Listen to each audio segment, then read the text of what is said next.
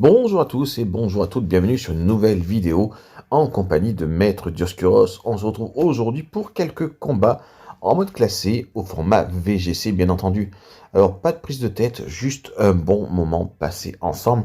On n'est pas sur du gros compétitif, on est juste en train de tester plus ou moins le nouveau format qui est en cours actuellement, c'est-à-dire avec deux gros légendaires si on peut dire ça comme ça, par équipe. Alors en face, on voit que les deux gros légendaires en question seront Kyogre et Zacian. Donc autant dire que ce sera du lourd.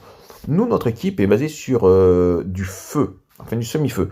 On a Groudon et Coraidon qui apportent le soleil. Il y a Boreas qui nous met le vent arrière. Et bien sûr, c'est une équipe qui peut être encore optimisable. Mais on va la jouer comme ça aujourd'hui, puisqu'on vient de la monter il n'y a même pas une heure en fait. Et on va déjà tester ça. Alors, en face, moi, je le vois bien ouvrir par Felinferno et je n'ai pas eu le temps de choisir. J'aurais dit Felinferno Zacian ou Felinferno Gorithmique, enfin un truc avec bluff du coup, et un Pokémon légendaire. Sûrement un de ces Pokémon légendaires d'ailleurs. Pas le Kyogre. Il n'a aucun intérêt à mettre son Kyogre en ouverture, donc déjà ça on peut éliminer. Donc on y va. Bon, évidemment, je vous ai passé, parce que moi j'ai juste commencé la saison aujourd'hui, je vous ai passé la petite partie juste avant de monter en Master, et on commence à partir du Master, bien entendu. Donc, premier match en Master, on est rentré directement dans le top 2000. À mon avis, on n'est pas encore énormément de joueurs, il faudrait que j'aille voir après. Via le Pokémon, on peut voir le nombre de joueurs qu'on est par saison. Mais je pense qu'on est... Pour qu'on rentre comme ça dans le top 1000-2000, c'est qu'on doit être à peu près... on doit être moins de 70 000 en tout cas. Donc on y va, on place notre vent arrière. On place un abri pour contrer les potentiels bluffs. Et pas perdre de PV inutilement. Donc il y avait un bluff qui allait bien sur Coraidon. Et le second bluff est pour Boreas. Il a la cape obscure, donc ça ne va pas l'empêcher de placer son vent arrière. Et on va nous pouvoir commencer à taper sérieusement l'adversaire. Une petite attaque de zone et on va partir sur Nitro Cash. Comme ça, même s'il switch le Pokémon de derrière, par exemple s'il switch sur Kyogre pour nous retirer le soleil, le Pokémon de derrière se prendra un gros coup. Non, il n'a pas switché. Alors là, je m'attendais vraiment au switch en fait à la base. Il a préféré sacrifier Felinferno. Et quelle va être l'attaque qu'il va utiliser avec Gorithmique dans cette situation? C'est vrai, c'est Typhon Infernal Sarat. Oh là, joli pour l'adversaire.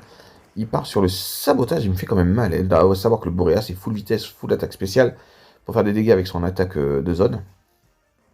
J'aurais peut-être dû le faire un peu plus volumineux, mine de rien. Alors, qu'est-ce qui va passer? Moi, je le vois bien placer Kyogre, non? Non, il place directement son Zacian. Alors là, c'est très risqué. Soit il va le Terra dans un type qui lui donne un gros avantage, soit il est littéralement en danger parce que Zacian craint quand même Coraidon, finalement. Surtout que je suis souvent arrière. Sans arrière, il peut tenter le Câlinerie ou un truc comme ça. Mais là, ça peut être assez tendu. Alors, on fait le double abri pour voir qui est-ce qui allait se faire attaquer. Et donc, le Câlinerie était destiné à Coraidon, évidemment. Et on avait un cavalerie lourde. On avait vraiment prévu d'éliminer Coraidon définitivement de la partie, puisqu'il représentait une menace. Mais, on va switcher du côté du Boreas. Pour pouvoir remettre le... L'idée, c'est de pouvoir garder Boreas pour remettre le vent arrière plus tard. Alors, Air de foot, ça peut être dangereux, mais je vais aussi garder Groudon en état. Donc je n'ai pas trop le choix que de sacrifier Air de foudre. Le bout de feu est parti, il fait le chaos sur le Zacian qui ne tient absolument pas. Sous le soleil en même temps. Il tient l'orbe vie, donc on perd quelques PV. On va peut-être se prendre le cavalerie lourde qui était tout... Ah non, mais on le tient super bien, le cavalerie lourde. Non, pour nous, le vent arrière s'arrête. Est-ce que c'est vraiment problématique? Non, je ne pense pas. Pas au vu de la situation, là, tout de suite. Le Kyogre est envoyé. Alors, est-ce que c'est un Kyogre mouchoir choix? Ça peut être très... Ça peut faire une grosse différence dans le jeu. On n'a pas Terra cristallisé, nous. Et si on n'est pas en danger, c'est juste que notre Groudon à nous a le Terra plante. On y va. On va tenter le vif éclair pour commencer à faire des dégâts comme ça. S'il veut faire des giclées d'eau, ils feront beaucoup moins de dégâts. Est-ce que le switch vaut le coup? Non. Et allez, nos choix étant arrêtés, on y va, le vif éclair. Ah oui, il lui fait mal. Giclée d'eau est inutilisable, ça c'est sûr. En plus, il n'est pas mouche en choix, il est plus lent que nous. On fait le chaos. Le Goatmik se retrouve seul face à 4 Pokémon. La partie est tout simplement finie pour l'adversaire qui ne pourra pas revenir dans le match. Il peut peut-être tomber Coraidon, mine de rien. Cavalerie lourde, non, il le fait sur Air de Foudre. Par contre, Air de Foudre a pris beaucoup plus de dégâts qu'en avait pris Coraidon, j'ai l'impression. Le Charabut nous remonte la vie. On voit que le gazon disparaît, donc on peut oublier les potentiels glisse-herbe. On peut même dire que le match est terminé pour l'adversaire. C'est assez violent, mais c'est un 4-0. On est bien rentré dans ce match. Après, notre adversaire n'a pas été exceptionnel non plus sur ses choix stratégiques, je trouve. Il aurait pu y avoir mieux à faire. Après, c'est toujours plus facile à dire. Après que, pardon. Deuxième match, j'adore cette équipe qui est originale de fou. On a Pikachu, mais c'est le fait de voir Pikachu. Alors, l'équipe en elle-même, c'est un peu une reprise de l'équipe qui avait traumatisé le classé. On est en deux règlements en avance. Où c'était les équipes Pondralugon qui dominaient avec justement le Béquipant. Donc là, on retrouve un peu ce style de jeu. Et ce qui est bien, c'est que moi, cette équipe, elle ne me fait pas peur du tout, parce que lui, il n'a que Béquipant pour poser le soleil, la pluie. Moi, j'ai 2 poseurs de soleil. Donc je suis vraiment pas trop mal dans le truc. Ouvrir avec Boreas me semble hyper pratique. On peut ouvrir par Baojang. Et derrière, on met nos poseurs de soleil, pardon. Et là, techniquement, on ne devrait pas être en gros danger face à notre adversaire. Le match va pouvoir se lancer.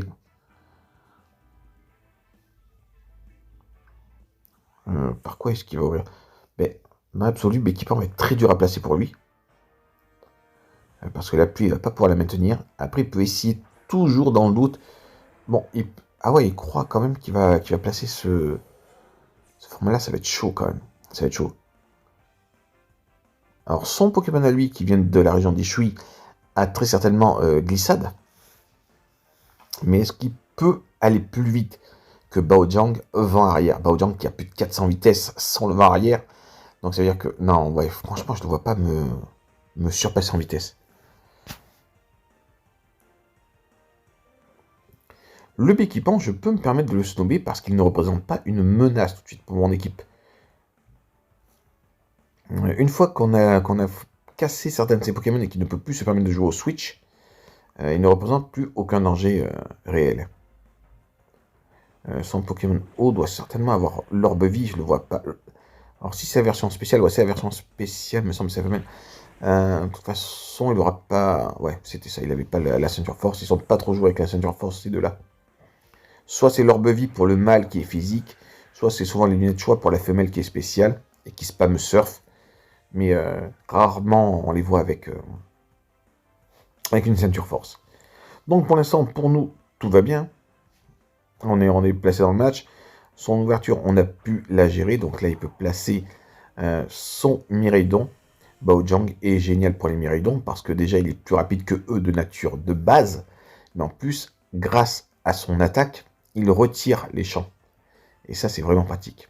Crypto-Pirouette, Cryo-Pirouette dégage tout ce qui est champ psychique ou herbu.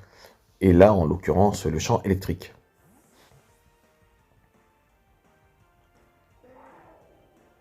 Donc on place Groudon. Tout simplement, pourquoi Groudon? Parce que s'il fait une attaque électrique sur le Boreas pour l'empêcher de remettre le vent arrière, Groudon, avec son type sol, ne sera pas affecté. Le Crypto-Pirouette lui fait... Le Cryo-Pirouette, pardon, lui fait très très mal.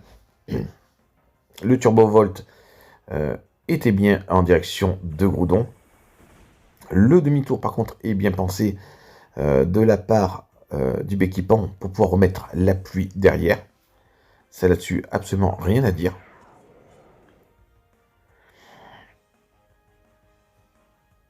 Et il va nous mettre donc nos petites souris donc. Alors quelle pourrait être l'intelligence? On va tenter une éruption. Et ouais, parce que le problème c'est qu'il peut. Ah, le combat se termine par un forfait. De toute façon, plus besoin de réfléchir à la stratégie. On va passer à un troisième match. Et un troisième match qui a une équipe qui est assez folle quand même. On voit Flamigator qui est le starter feu de cette génération, que j'adore, c'est un Pokémon de feu que je trouve vraiment cool. Mais les starters feu, à part un ou deux dans la licence, ils sont géniaux. On a Miraidon qui est le Pokémon légendaire quasiment le plus représenté, enfin sur ma journée à moi. On a, zut, comment il s'appelle l'escargot, on va l'appeler. On a deux Pokémon Dragon et on a Roue de Fer. Donc dans tous les cas, c'est une équipe originale. Il va falloir réfléchir parce que je ne vois pas trop comment il veut la jouer parce qu'il a des Pokémon assez lents. Deux qui sont assez lents, il pourrait jouer Distorsion. Mais il en a quand même trois qui sont très très rapides et un qui pourrait être jouable suivant les EV dans le format qu'il aura choisi. J'ai un peu du mal à voir sa stratégie. Dans le doute, je ne passe pas devant arrière parce que s'il met sa distorsion, ça ne m'arrange pas. Quoique, on peut, ouais. En vrai, on peut. Parce que j'ai plus rapide que de base, sauf s'il place Miraidon. Lance-Orient aussi rapide. Lance-Orient aussi est très très rapide. On va voir sur le tas tout simplement.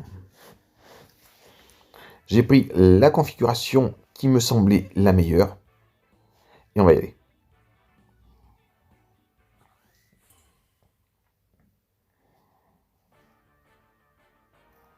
Alors là, pour l'instant, comme je vais vous expliquer, je vais vous faire une parenthèse.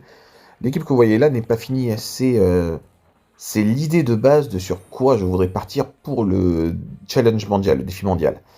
Je voudrais bien partir par un combo Coridon Groudon, mais je n'ai pas encore mis 100% points. Donc les matchs d'aujourd'hui sont là pour tester et voir ce que je veux changer ou pas. Par exemple, je mettrais bien. Je retirerais bien Chiforce par exemple, pour mettre Frigilady, puisque finalement elle sera de combat type combat et plante, celle d'échouer, et en même temps profitera du soleil. Mais vu que j'ai déjà un Pokémon de combat, j'hésite à mettre Florizarre à le placer. Vous voyez, c'est pas encore. La version finale n'est pas encore actée. Bon, continuons à nous concentrer sur cela en attendant. Donc l'éruption, l'éruption a enlevé pratiquement la moitié de la vie à Miraidon, a fait le chaos sur le fléau. Là, mon adversaire commence vraiment très mal le combat. Parabo charge. Ah non, non, on est quitte. Parabo charge détruit Boreas. Et en plus recharge la vie de Miraidon. Et ça, je trouve ça très très bien joué par contre. Très très bien joué. Ce match va peut-être pas être si facile que ça. Ok. Ah bon, oui, Coraidon. Avec le main arrière, normalement, on est plus rapide que Miraidon. On a un Dratak là-bas, mais j'ai bien envie de me dépatouiller de Miraidon assez vite.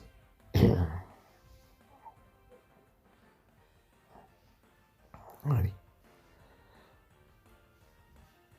On va passer. Ouais, mais j'ai envie de garder le stab, moi. C'est ça surtout. Des fois, j'hésite pour ça à Terra. J'ai envie de garder les stabs, mine de rien. Bon, on va faire. Ah, le abri, j'aurais pas dû le faire. J'aurais dû frapper, j'étais plus rapide. Mais bon, l'idée, c'est de garder mes Pokémon entiers. Ok. Ok, Itera, ça va nous permettre de voir en quoi ça va être fait ou électrique, il y a de fortes chances. Généralement, c'est les Terra les plus utilisés sur Miraidon. Et ce sera le Terra électrique. On voit quand même davantage de Terra fait avec éclat magique. Donc c'est un joueur qui est resté quand même sur l'ancien Terra. Volontairement ou involontairement, je ne sais pas. Le Turbo Volt, donc du coup, est bloqué par le abri. Et là, on est bien, on a encore le vent arrière. Le Draco Choc part sur... Waouh. Ouais. Allez, on fait un Crypto Pirouette. Qui devrait peut-être faire le chaos sur Dratak normalement, et en plus retirer le champ électrifié. On peut partir sur Nitro Crash. Nitro Crash.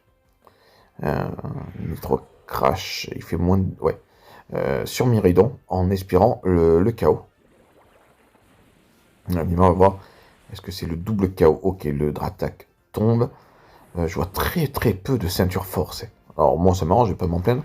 Mais c'est vrai que je vois très très peu de ceinture force. Le champ a disparu. On y va avec Nitro. Est-ce que ça fait le KO? Oui, ça fait même le one shot. Là on est bien. Donc il lui reste plus qu'un seul Pokémon. Je crois que... je crois. Ce combat est gagné. Ce combat est gagné tout simplement. Il ne pourra pas revenir... il pourra pas revenir avant le match. Surtout que c'est qui son dernier? Et on va quand même le voir. C'est qui? C'était Flamigator, donc les chances de s'en sortir étaient assez compliquées. On va y aller avec Exécution, c'est super efficace. Nitro Cash, ça marche pas du tout. Est-ce que je switch pour ça? Le Terra, non, ça vaut pas le coup. Allez, on y va avec Boutefeu, de toute façon. Avec Chimpao, je suis pas trop mal déjà.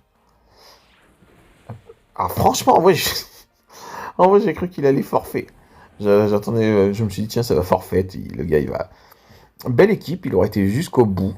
Et franchement, j'aime bien l'équipe qu'il a présentée. J'aime bien l'équipe qu'il a présentée. Et surtout, il m'a redonné envie de rejouer Flamigator. Donc à cause de lui, là, je vais sûrement bientôt le jouer en vidéo. Allez, on y va. On va partir pour un nouveau combat. Voilà, ça devient un peu plus compliqué. On voit qu'il y a du Flotte Mèche, on voit qu'il y a du Coraidon, on voit qu'il y a du Terrapagos, du Ogarpon. C'est assez solide, mais j'ai vraiment de quoi frapper dans mon équipe.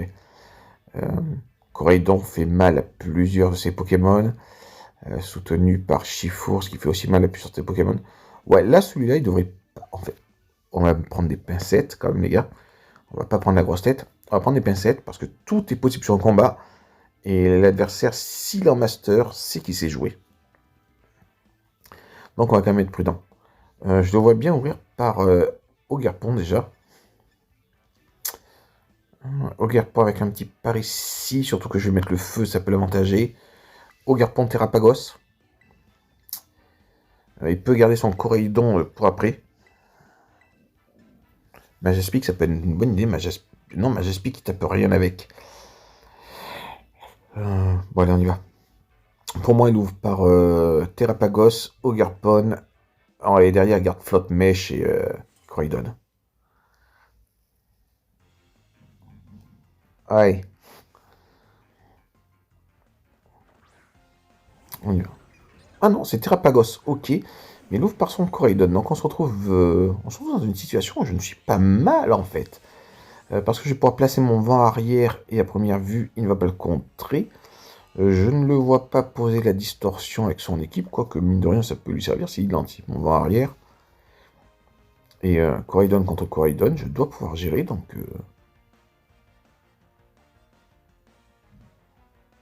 Allez.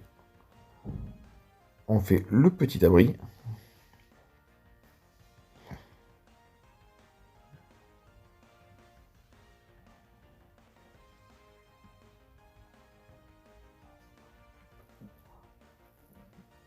Bon. Où en sommes-nous?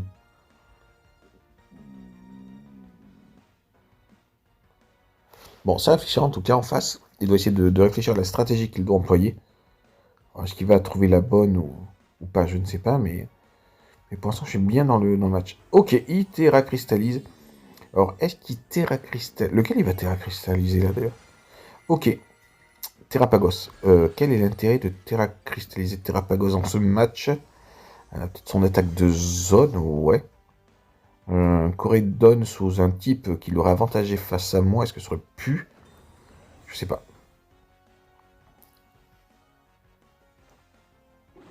Alors nous, on place le vent arrière. Ça c'est fait. Ok, Nitro Cash, donc tombe dans le abri. Ça, c'est acté.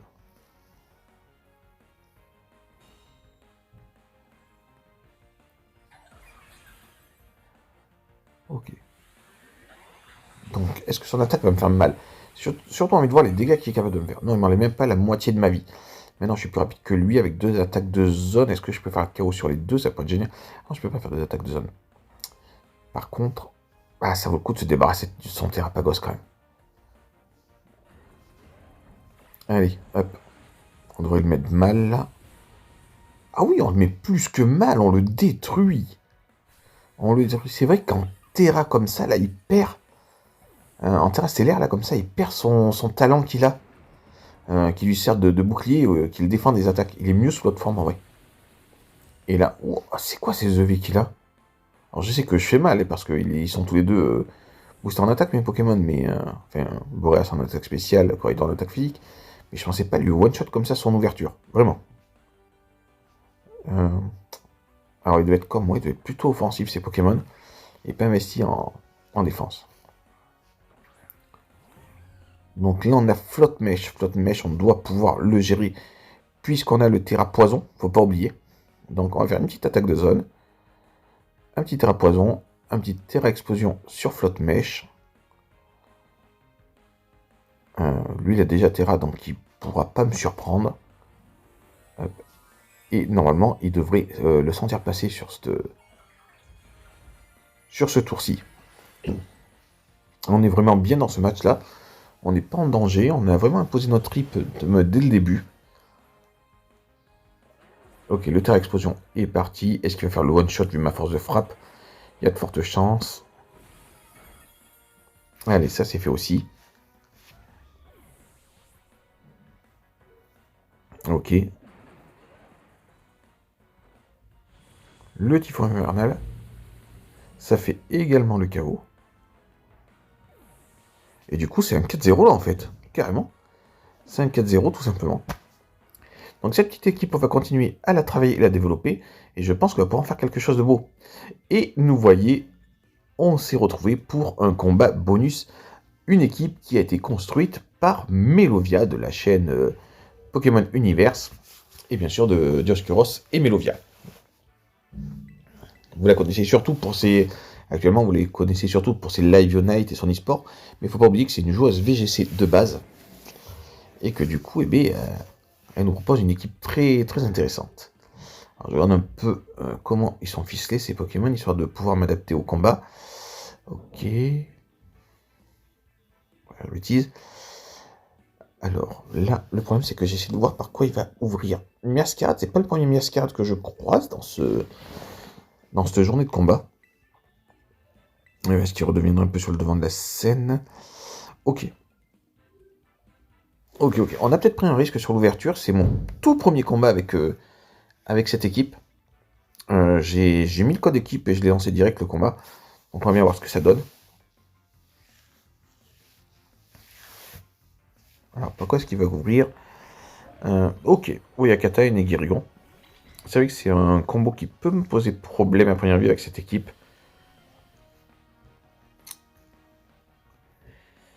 Il y a des chances. Qui... De toute façon, il va Terra. L'idée là, ça va plutôt être de commencer à le grignoter. On va commencer à grignoter notre adversaire, à lui enlever le maximum de PV.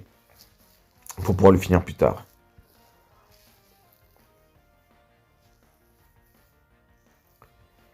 Le truc, c'est de faire le trou dans l'équipe. On va pas faire par ici, tout simplement parce qu'il y a de très très fortes chances qu'il fasse séisme.